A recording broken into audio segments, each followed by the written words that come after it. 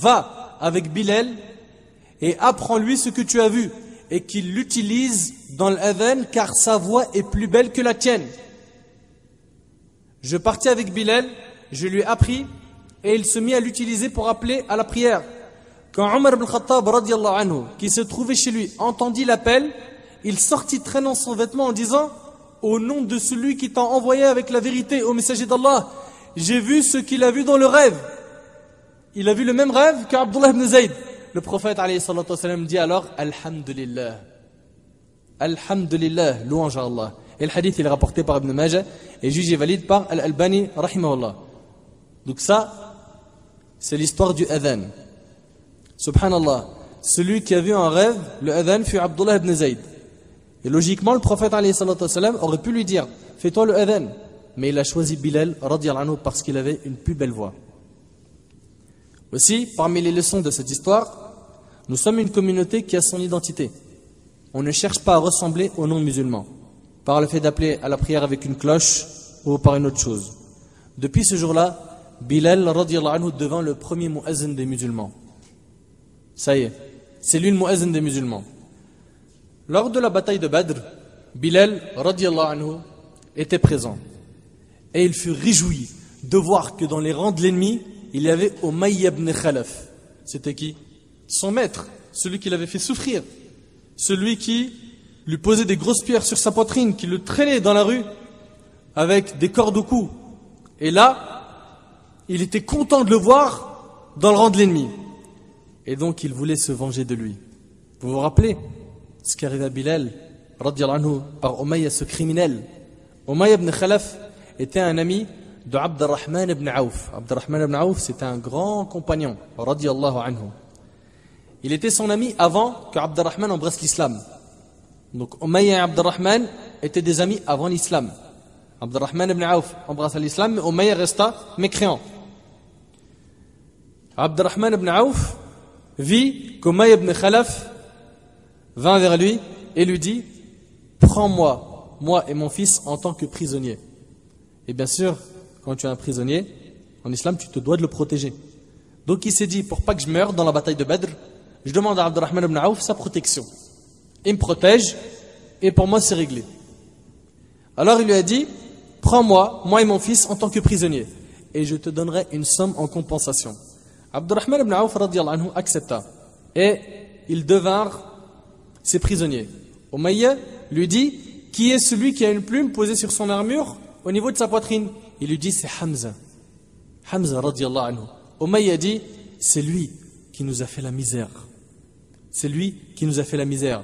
Abdurrahman ibn Auf radiyallahu anhu dit: pendant que j'étais en train de les protéger, Bilal ibn Rabah radiyallahu anhu nous a vus et dit: Umayya ibn Khalaf, la tête de la mécréance, l'ennemi d'Allah, que je périsse s'il survit. Que je périsse s'il survit. Abdurrahman ibn Auf radiyallahu anhu lui dit: oh Bilal, ce sont mes prisonniers. Mais Bilal dit: que je périsse s'il survit. Abdurrahman lui répéta: ce sont mes prisonniers, oh Bilal. Puis Bilal cria à haute voix: oh allié d'Allah. Et là il appelle les musulmans: la tête de la mécréance, Umayya ibn Khalaf, que je périsse s'il survit. Que je périsse s'il survit. Abdurrahman ibn Auf radiyallahu anhu dit: ils nous encerclèrent et les frappèrent de leurs épées. C'est ainsi que Bilal radiyallahu anhu se vengea de cet injuste qui l'a fait souffrir pendant longtemps. Et cette histoire est rapportée par le Bukhari. On voit ici que Bilal radiyallahu anhu en a fini avec cet injuste. Et il s'est vengé. Et selon Abdullah ibn Umar radiyallahu anhuma, le prophète alayhi salatu wassalam, le jour de la conquête de la Mecque, il entra à la Mecque alors qu'il était sur une monture avec Osama ibn Zayd derrière lui. Et il y avait avec lui Bilal radiyallahu anhu et Uthman ibn Talha, jusqu'à ce que le prophète alayhi salatu wassalam fit asseoir sa monture devant la Kaaba. Le prophète alayhi salatu wassalam ordonna qu'on lui apporte la clé de la porte de la Kaaba. Puis on lui ouvra la porte. Le prophète alayhi salatu wassalam entra dans la Kaaba avec Osama ibn Zayd, Bilal et Uthman ibn Talha radiyallahu anhu. Il y resta longtemps sallallahu alayhi wa sallam, puis il en ressortit. Les gens s'empressèrent d'y entrer et Abdullah ibn Umar ibn Khattab radiyallahu anhuma, vous connaissez très bien ce compagnon qui était très attaché à la sunna, fut le premier à y entrer. Il a été le premier à entrer où? Dans la Kaaba. Il y a un groupe de compagnons. Ils sont rentrés avec le prophète alayhi salam. Ils ont prié.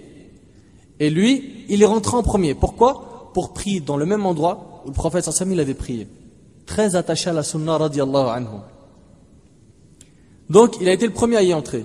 Puis, lorsqu'il entrait, il y trouva Bilal debout derrière la porte. Il le questionna en lui disant où est-ce que le prophète alayhi salam a prié? Et il lui a indiqué l'endroit où il alayhi salam avait prié. Puis Abdullah dit j'ai oublié de lui demander combien de prières avait-il prié rapporté par le Bukhari. T'as vu l'attachement à la sunna? T'as vu comment il était attaché à la voix du prophète alayhi salam? Subhanallah, Ibn Omar était vraiment impressionnant dans le suivi de la sunna. Il demande à Bilal radiallahu anhu où le prophète alayhi salam a prié afin de faire comme lui. Dans cette histoire, on voit quand même le mérite de Bilal radiallahu anhu. Il a fait partie des premiers à rentrer dans la Kaaba avec le prophète alayhi salam et prier avec lui. C'est impressionnant. Puis dès qu'il est sorti lui et les autres compagnons et le prophète alayhi salam, les autres compagnons sont rentrés pour en faire autant.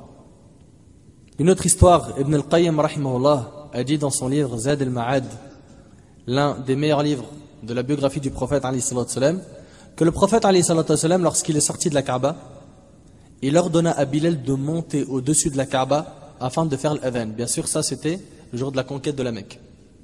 Monte au-dessus de la Kaaba et fais l'adhan. Fais l'adhan. Devant les polythéistes, les mouchriquins, fais l'adhan. Bilal, radiallahu anhu, va faire le adhan au-dessus de la Kaaba, lui, alors qu'autrefois, on disait c'est l'esclave, le noir, le faible, qu'on maltraitait, qu'on faisait souffrir. Imaginez-vous la scène. Après qu'ils aient cassé toutes les statues, le prophète alayhi salam ordonne à Bilal de monter au-dessus de la Kaaba afin de faire le adhan. Et donc Bilal a fait le adhan en élevant sa voix comme il le faut. Ce jour-là, le prophète alayhi salam a voulu en fait montrer la valeur de Bilal radiallahu anhu. Abu Jahl disait de lui, cet homme noir. Le prophète alayhi salam ordonna à Bilal de faire le adhan et pas n'importe où, au-dessus de la Kaaba. Pourquoi au-dessus de la Kaaba? Pour que les mécréants qui prétendent que Bilal est un moins que rien, car c'était un noir, sachent qu'il a une énorme valeur auprès d'Allah Azza wa Jal et que c'est le seul qui montera au-dessus de la Kaaba. Il fit donc le adhan. Et à ce moment-là, il y avait 3 parmi les nobles de Quraysh qui étaient présents. Et parmi eux, Abu Sufyan, qui venait d'embrasser l'islam il n'y avait même pas 2 heures. Et 2 autres qui étaient Al-Harith ibn Hisham et Attab ibn Usayd, qui étaient encore mécréants. Donc il y avait 3 parmi les chefs de Quraysh. 1 qui a embrassé l'islam et 2 qui sont toujours mécréants. Attab ibn Usayd, quand il a vu Bilal faire le adhan, il a dit 2 phrases. La première fut Mohammed n'a pas trouvé autre que ce corbeau noir pour faire le adhan au-dessus de la Kaaba. Vous imaginez? La deuxième phrase qu'il dit fut par Allah. Allah a fait grâce à mon père Usayd qu'il mourut avant de voir ce que je vois aujourd'hui. C'est-à-dire le fait de voir Bilal au-dessus de la Kaaba faire l'adhan. Vous imaginez un petit peu? Ça c'est donc Attab ibn Usayd. Al-Harith ibn Hisham, le deuxième mécréant, lui il a dit par Dieu, si je savais que Mohammed était sur la bonne voie, je l'aurais suivi. Il veut dire par là que le prophète alayhi salam n'est pas sur la bonne voie. Et le troisième, Abu Sufyan radiallahu anhu, qui venait à peine d'embrasser l'islam, dit quant à moi, je ne dirai aucun mot de peur que si je parle, les pierres partent rapporter ce que je dis au prophète alayhi salam. Pendant que les 3 étaient debout, seul, le prophète alayhi salam vint les voir et leur dit je sais que tu as dit telle et telle chose au Attab. Et toi, Al-Harith, je sais que tu as dit telle et telle chose. Et il leur a dit, tu as dit ça, ça, ça, ça, et tu as dit ça, ça, ça, ça. Ainsi que toi, Abu Sufyan, je sais que tu as dit telle et telle chose. Attab a donc dit, par Dieu, celui qui t'a informé n'est autre qu'Allah, ashhadu an la ilaha illallah wa ashhadu annaka rasulullah. C'est impressionnant. Comment est-ce que le prophète alayhi salatu wa sallam en a été informé? Par Jibril alayhi salam, qui a eu l'information de qui? D'Allah subhanahu wa ta'ala. Il s'est donc reconverti ce jour-là. Et c'est donc à cet instant précis qu'Allah Azza wa Jal a révélé le verset suivant Inna akramakum indallah atqakum inna Allah alimun khabir. Le plus noble d'entre vous auprès d'Allah est le plus pieux. Surat Al-Hujurat, surat 49, verset 13. Cela veut dire que comme les mécréants se moquaient de Bilal, radiyallahu anhu, car il était noir, comme Attab, Allah voulait leur dire que le meilleur parmi vous n'est pas le blanc, ou le riche, ou le beau. Non, le meilleur d'entre vous est le plus pieux. Et le plus pieux. Donc ta valeur auprès d'Allah est proportionnelle à ta crainte envers lui. Ton bateau de secours, c'est la crainte d'Allah. Ton entrée au paradis sera bi'idhnillah par ta crainte d'Allah Azza wa Jal. Bilal, radiyallahu anhu, vécut donc à Médine, auprès du prophète alayhi salatu wassalam, jusqu'à ce que le prophète alayhi salatu wassalam mourut. La plus grande épreuve qu'ont connue les compagnons, radiyallahu anhum, a été la mort du prophète alayhi salatu wassalam. Ça a été un moment très dur pour eux. Un moment très dur. Ils ont profité de lui. Ils étaient très proches de lui. Ils l'ont aimé. Il leur a enseigné la religion. Il était doux avec eux. Il était à leur écoute. Il était le prophète, l'envoyé d'Allah Azza wa Jal.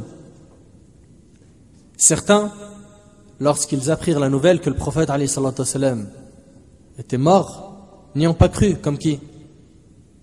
Omar ibn Khattab radiyallahu anhu, il n'y a pas cru. Certains ont fait des du'as pour devenir aveugles. Ils ont dit, si telle est la vérité, Ya Allah, prends mes yeux.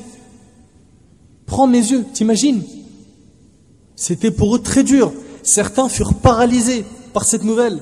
Après la mort du prophète alayhi salatu wassalam, les compagnons radiyallahu anhum étaient dans un très mauvais état.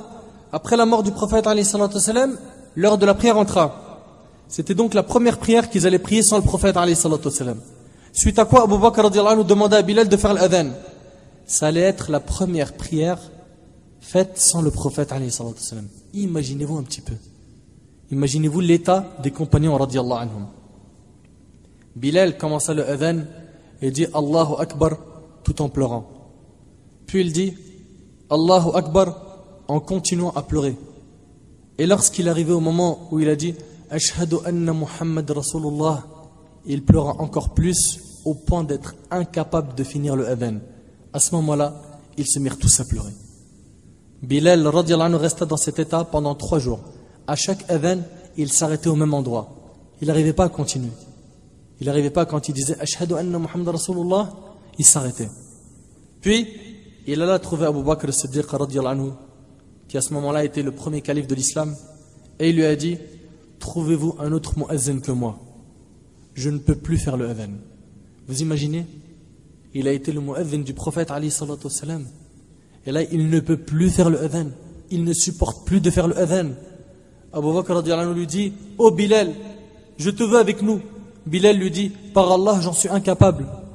Par Allah, j'en suis incapable. Bilal lui dit laisse-moi aller combattre avec l'armée en Syrie. Abu Bakr radiyallahu anhu lui dit non. Bilal lui dit si tu m'as acheté pour toi, garde-moi. Et si tu m'as acheté pour Allah, laisse-moi. Subhanallah. Abu Bakr lui dit pars, va au combat. Bien sûr, pour Abu Bakr radiyallahu anhu, ça a été très dur de quitter Bilal, car il l'aimait. Bilal quitta Médine et se dirigea vers la Syrie afin de combattre dans le sentier d'Allah Azza wa Jal. Et il fit partie de ceux qui ont libéré la Palestine. Après la mort d'Abu Bakr as-Siddiq radiyallahu anhu, Omar radiyallahu anhu devint le calife des musulmans. Puis Omar se rendit en Palestine où il y trouva un grand nombre de compagnons. Il se remémora avec eux de beaux souvenirs, bien sûr les plus beaux moments de leur vie passés auprès du prophète alayhi salatu wassalam. Puis il demanda où est Bilal? Ils dirent il est là. Omar lui dit c'est l'heure de la prière, peux-tu faire le adhan? Écoutez bien, c'est après la mort du prophète alayhi salatu wassalam et la mort d'Abu Bakr. Omar lui dit peux-tu faire le adhan? Bilal lui dit je ne fais plus le adhan depuis la mort du prophète alayhi salatu wassalam. C'est impressionnant. Omar lui dit fais-le pour moi. Fais-nous rappeler par ton adhan les jours qu'on a connus avec le prophète alayhi salatu wassalam.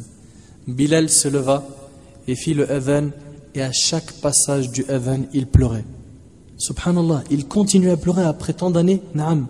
Il aimait le prophète alayhi salatu wassalam du fond de son cœur. Omar, en entendant le adhan, se mit à pleurer, et les compagnons radiyallahu anhum qui étaient présents ont tous pleuré. Il leur a rappelé les beaux jours qu'ils ont connus avec le prophète alayhi salatu wassalam. Tel était l'attachement de Bilal radiallahu anhu avec le prophète alayhi salatu wassalam. Il l'aimait du fond de son cœur. Mes frères et sœurs, sachez que Bilal radiallahu anhu n'a pas vécu célibataire. Il s'est marié, radiallahu anhu. Mais savez-vous avec qui il s'est marié? Qui le sait? Vous allez être étonnés. Bilal radiallahu anhu se maria avec la sœur de Abd al-Rahman ibn Auf radiallahu anhu. Et juste pour que vous le sachiez, Abd al-Rahman ibn Auf, c'était l'un des plus riches et des plus nobles de Médine. Et Bilal radiallahu anhu, il était avant l'esclave, le noir, le faible, celui qui était mal vu. C'est comme si en fait, il allait demander la main d'une femme, son père c'est un millionnaire. Au jour d'aujourd'hui, est-ce qu'on voit des pères de famille très riches, millionnaires ou très riches, donner leur fille à quelqu'un qui n'a pas beaucoup d'argent? C'est rare. C'est rare. On regarde plus aujourd'hui le rang social, le compte bancaire, les diplômes que la piété. C'est triste. Taïb, Abdurrahman ibn Auf, qu'est-ce qu'il a dit? Qu'est-ce qu'il a fait? Lorsque Bilal, radiallahu anhu, voulut se marier, le prophète, alayhi salatu wassalam, lui dit, va voir Abdurrahman ibn Auf et dis-lui, le prophète, alayhi salatu wassalam, m'ordonne de demander la main de ta sœur. Bilal, qui était abyssin, noir, pauvre, demande qui? La sœur du millionnaire, Abdurrahman ibn Auf. Abdurrahman ibn Auf, qui était lui, l'un des plus riches de Médine, qui était blanc de peau, et il était arabe. Bilal demanda donc la main de la sœur de Abdurrahman ibn Auf. Il lui a dit, le prophète alayhi salatu wassalam m'ordonne de demander la main de ta sœur. Si tu acceptes, alhamdulillah. Et si tu refuses, Allahu Akbar. Ajib. Wallahi ajib. Voilà comment il a demandé la main de la sœur d'Abdurrahman ibn Auf. Il a été court et concis. On voit ici que Bilal avait une fierté. Il ne s'est pas rabaissé en se disant, c'est un riche, faut que je me vende. Non. Il a gardé sa fierté. Abdurrahman ibn Auf radiallahu anhu lui dit, c'est un honneur pour moi de donner ma sœur au muezzin du messager d'Allah sallallahu alayhi wa sallam. Entre nous, ça existe ça aujourd'hui? Qu'une personne très riche dise non, il est pieux, mashallah, il connaît le livre d'Allah, il est proche d'Allah, il a étudié la science religieuse, Inch'Allah il va faire attention à ma fille parce qu'il est proche d'Allah. Hélas, ça existe mais pas assez. Les deux compagnons étaient tout simplement masha'Allah. Abdurrahman ibn Auf radiallahu anhu lui a pas dit tout sauf toi, t'as oublié ton passé, tu étais un esclave, tu es noir, tu es pauvre, est-ce que tu as de l'argent? Si seulement aujourd'hui les gens regardaient la religion comme le compagnon radiallahu anhu le faisait. Bilal radiallahu anhu vécut plus de 60 ans. Au moment de l'agonie, la femme de Bilal qui était à ses côtés dit oh quelle tristesse. Alors qu'il agonisait, il dit à sa femme ne dis pas quelle tristesse mais dis plutôt quelle joie. Puis elle rajouta demain je rencontrerai les bien-aimés Muhammad et ses compagnons. Comment tristesse? Comment? Il suffit simplement que je quitte ce monde pour retrouver le prophète alayhi salatu wassalam et les compagnons. Il prononça la shahada et son âme sortit de son corps radiyallahu anhu. Ce noble compagnon fut enterré en Syrie. Subhanallah, au moment de sa mort, il a dit demain je rencontrerai les bien-aimés Muhammad et ses compagnons. Il savait qu'en quittant ce monde d'injustes, il allait se retrouver dans le monde du plus miséricordieux des miséricordieux. Et pour finir, je demande à Allah tabaraka wa ta'ala de nous réunir avec ce noble compagnon autour de la meilleure des créatures, Muhammad sallallahu alayhi wa sallam, et dans le meilleur des endroits, Al-Jannah. هذا ما أعلم والله عز وجل أعلى وأعلم سبحانك اللهم وبحمدك أشهد أن لا إله إلا أنت أستغفرك وأتوب إليك بارك الله فيكم والسلام عليكم ورحمة الله وبركاته.